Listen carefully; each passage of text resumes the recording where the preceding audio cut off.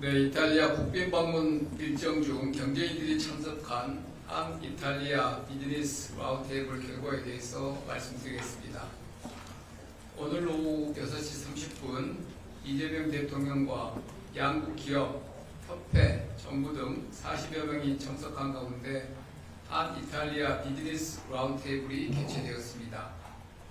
한국경제인협회와 이탈리아 경제인연합회가 공동 주관한 동행사에 우리 측에서는 삼성전자, LS, 효성회장 등 14명의 기업인이 참석하였고, 이탈리아 측에서는 핀칸티에리, 애닐라이브 회장과 페라리 CEO 등 17명의 기업인이 참석했습니다. 동 라운드테이블에서 참석자들은 한국과 이탈리아의 협력 관계가 AI 혁명과 공급망 재편의 시대를 맞아 새로운 차원의 도약이 필요하다는 것에 공감하며 특히 항공, 우주, AI, 반도체 등 첨단 산업, 친환경 연료 등 에너지 인프라, 바이오, 뷰티, 푸드 등 미래 유망 소비재 분야에서 새로운 협력 가능성을 모색하였습니다. 기업별로 주요 발언을 소개해드리겠습니다. 삼성전자는 이탈리아는 삼성에게 특별한 국가라면서 밀라노 가구쇼 등은 놀라운 영감의 원천이 됐으며 삼성의 칩 디자인 오피서도 이탈리아 출신이라고 밝혔습니다. 과학 강국인 이탈리아와 기술 혁신의 한국이 힘을 합치면 다양한 첨단 산업 분야에서 협력 확대가 가능할 것이라고 밝혔습니다. 현대자동차는 최초의 독자 모델인 포니의 디자인 협력에서 시작된 양국 간 협력이 미래 모빌리티와 전동화 분야의 전략적 협력으로 발전하고 있다고 소개했습니다. 네이버는 이탈리아가 독자적 AI 생태계 구축을 추진하는 것에 공감하며 AI와 디지털 플랫폼을 기반으로 이탈리아 디지털 생태계 발전에 기여하겠다는 계획을 밝혔습니다. 한국 항공우주산업 즉 카이는 항공우주 강국인 이탈리아로부터 그간 큰 도움을 받았다면서 TASI 등 이탈리아 기업과 정찰 위성 개발 등 분야에서 공동 참여를 해왔고, 단순한 계약 관계를 넘어서 파트너사로서 공동 연구와 글로벌 공동 시장 진출을 해나갈 것이라고 밝혔습니다. 이 과정에서 주요 부품 공급 등이 원활히 이루어질 수 있도록 이탈리아 정부에서도 신속한 수출 승인 등 협조를 요청하였습니다. LS는 이탈리아 현지 기업 인수구의 연합기 핵심 소재를 유럽에 공급 중임을 소개하며 최근 밀라노에 R&D 센터를 설립해서 이탈리아와 기술 파트너십을 확대하고 있다고 밝혔습니다. 북아프리카, 유럽을 연결하는 지중해 허브라는 중요성을 가진 이탈리아와 전력 인프라 분야에서 실질 성과를 만들어가기 위해 노력하겠다는 뜻을 밝혔습니다. 효성은 이탈리아가 한국과 여러 공통점을 가진다면서 패션, 금융업 등 다양한 이탈리아 기업과의 협력 사례를 소개하였습니다. 향후에도 친환경 소재, 에너지 인프라 등 분야에서 협력을 확대하여 양국 경제 발전에 기여하겠다는 포부를 밝혔습니다. LG화학은 글로벌 공급망이 불확실한 시기에 기존의 석유화학 기반 원료를 대체할 수 있는 대체 원료 확보가 매우 중요하다면서 이탈리아의 에너지 기업인 애니그룹과의 합작을 통해 바이오 나프타, 지속 가능 항공유 협력을 통해 친환경 에너지 전환의 대표적인 협력 사례를 만들어가고 있다고 소개하였습니다. HD 현대 건설기계는 EU산으로 한정했던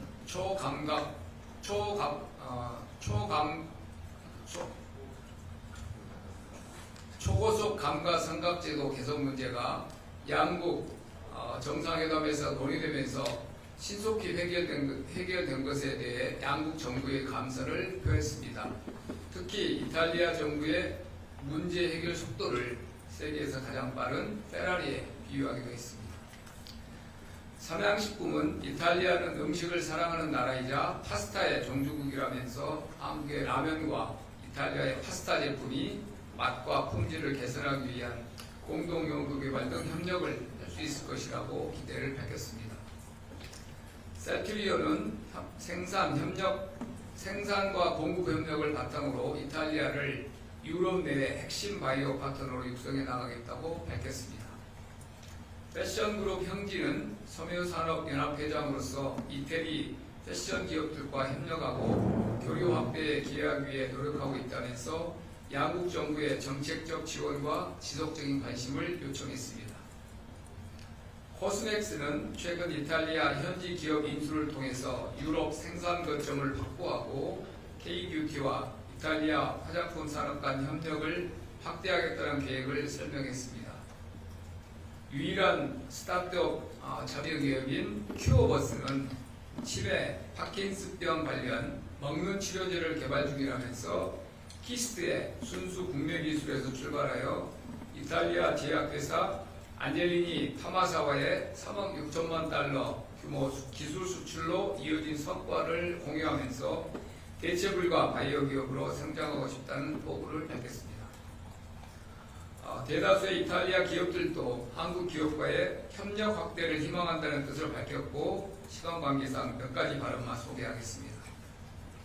페라리는 한국은 끊임없이 영감을 주는 시장이자 고향과 같은 국가라고 친근함을 표하면서 전통적인 럭셔리카 진출 이외에도 전동화, 디지털화에서 한국과 공동 연구개발 등을 통해 협업하기를 희망한다고 밝혔습니다.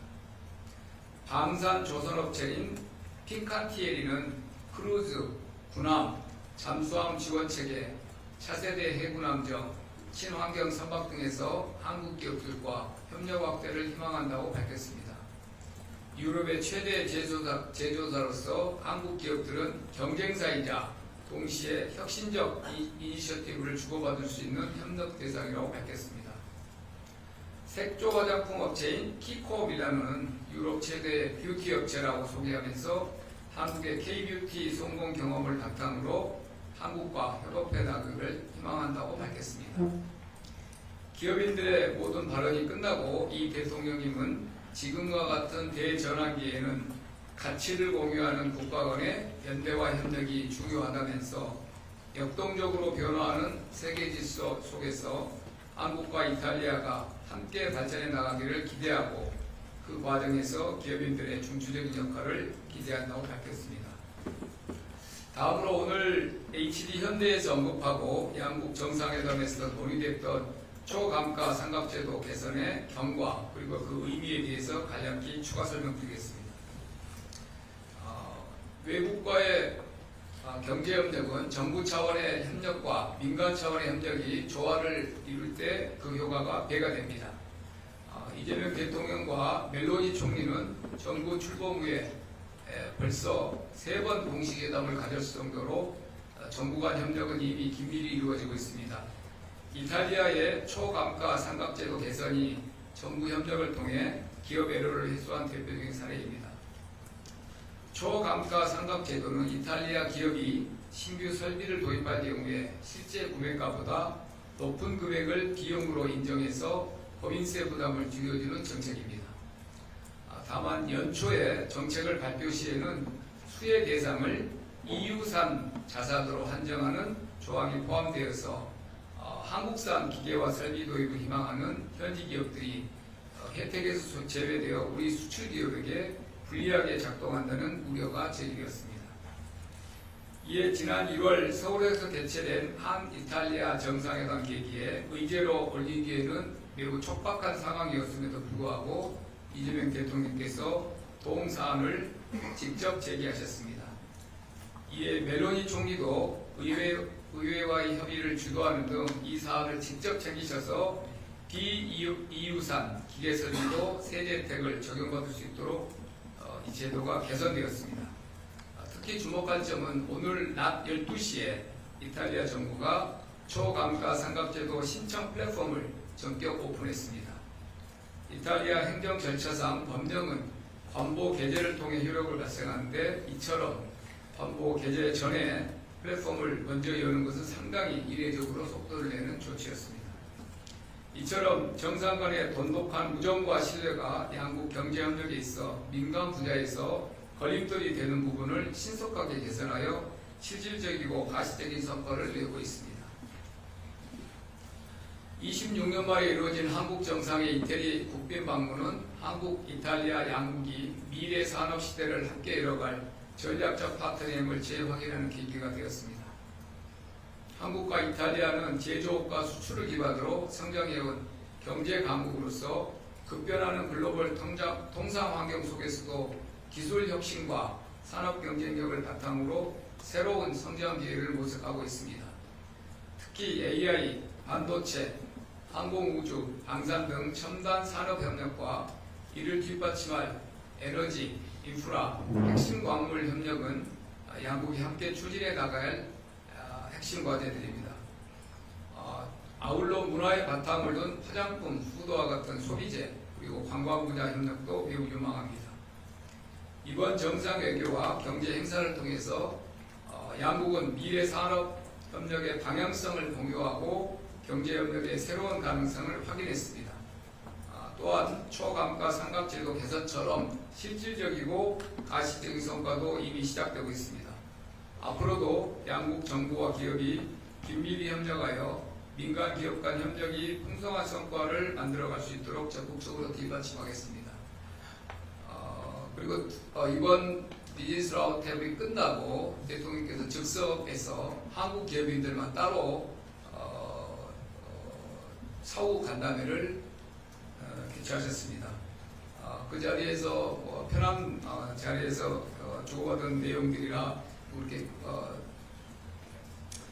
실무적인 내용은 아니고요. 대통령께서 이렇게 국빈 방문 시에 많은 기업인들이 직접 참석하여서 이렇게 양국 간의 비즈니스 라운드테이블을 실질적으로 개최하게 된 것에 대해서 감사함을 표시하셨고, 한국과 이태리 간의 이 지금 설명드린 앞으로 양국 간의 경제 협력의 가능성에 오늘 비즈니스 라운드테이블을 들어보니 더 그 중요성을 이해하게 되셨다 말씀하셨고, 이전에 이제 다녀오셨던 인도에서 이 정상 간에 논의됐던 내용들이 후속으로 팔로우업이 되고 있는 내용도 말씀하셨습니다. 인도에서 모디 총리께서 즉석에서 한국과 인도 간에 직통 핫라인을 만들자는 제안을 하셨는데, 직접 인도 그 총리실에 차관급 수석급이 지정이 됐습니다. 그리고 우리나라에서도 경제 성장 수석이 카운터파트로 지정이 돼서 그때 후속 정상회담 때 합의했던 한국과 인도 간에 한국 우리 대통령실, 그다음에 인도의 총리실과 직접 라인이 개설됐다는 말씀을 드리고, 그때 인도 총리께서 약속하셨던 본인이 직접 한국의 비즈니스 빅을 하나 설정을 해서 한국 기업인들을 만나겠다고, 그것도 아마 6월 하순에 그 행사를 직접 하시기로 확정됐다고 들었습니다.